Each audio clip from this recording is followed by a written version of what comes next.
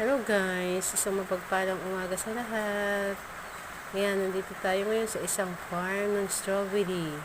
Dito yan sa Alfonso, Cavite. Ayan guys, marami silang tanim na strawberry. Wala siyang bunga kasi replanting na siya.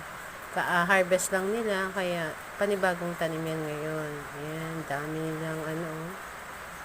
nilang mga pananim ng strawberry. Ayan guys.